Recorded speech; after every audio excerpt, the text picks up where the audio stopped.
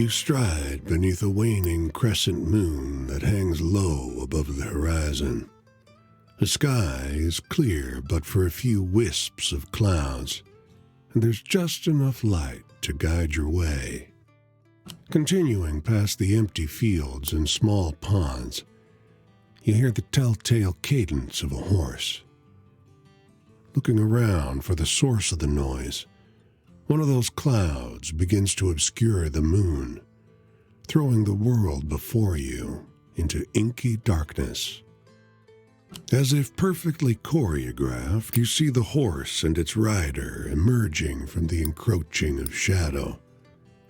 They pull around so as to stop just on the boundary between light and dark. "Lovely night," the rider croons, soft and low. "Ha ha ha! I knew you'd understand, friend." The rider cheers, slapping his thigh for good measure. "I just adore nights such as this. Looking up at all the stars, knowing about all those miles between them, makes the distance I've got to go seem manageable. Most folks look at the void above and try to fill it with gods, trace shapes to bridge the distance between the lights. I heard tell of tribes way down south that outline the dark parts of the sky for their constellations. That's a beautiful thought." The horse seems to smile in approval, while the rider continues his soliloquy.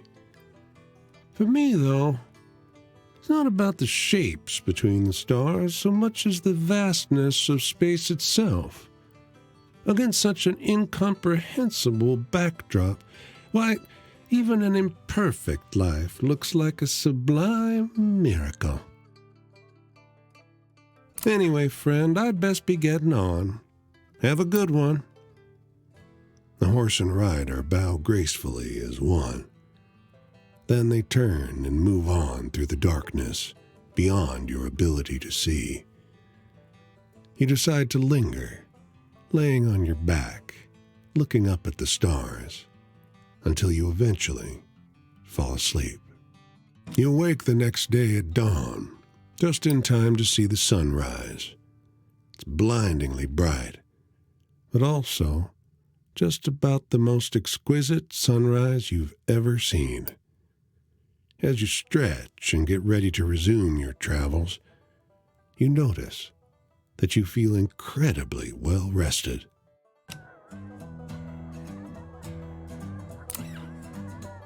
You weren't supposed to see this. Outside town, two men, identical, stand sentry over a third body half covered with a canvas sheet.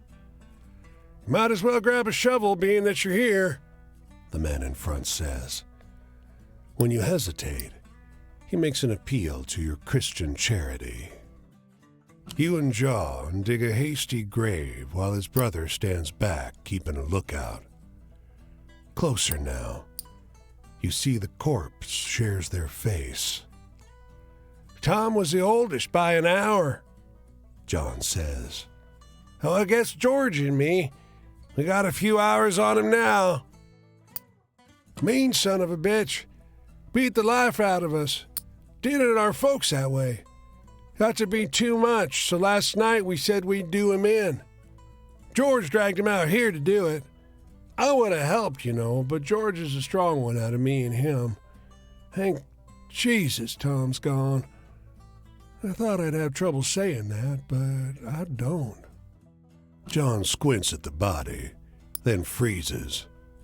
"Wait, Tom's nose wasn't bent like that." Despair floods his face. He looks ready to throw up. You leave him to it.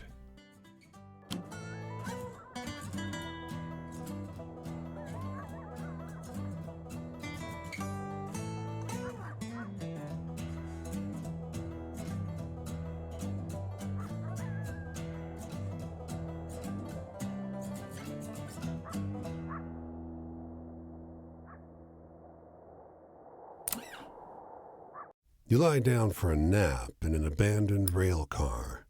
delighted to find it still has actual berths, but wake to the sway of a carriage in motion, the rhythmic rattle of the rails, and the crack of gunfire. The porter's one of the biggest men you've ever seen.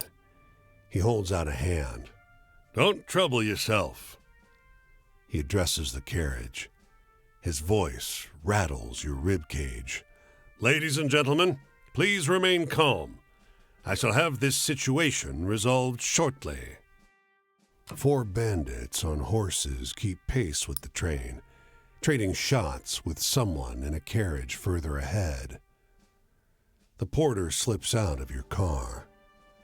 "Isn't Joe a wonder?" says the woman seated next to you. "He's been on his feet for hours already." You hear heavy feet on the roof. Joe's booming voice vibrates through the carriage as he addresses the bandits. You don't hear what he says, but after a minute, the bandits slow their horses and drop back from view. Joe re-enters. "Is everyone all right?" Joe smiles. "Thank you. I don't get no tips till the end of the run." You don't know how you got here, but it's hard not to feel safe under Joe's watch. You wake up back in the disused train yard. In the dawn light, you see the rusting stock here was laid to rest long ago.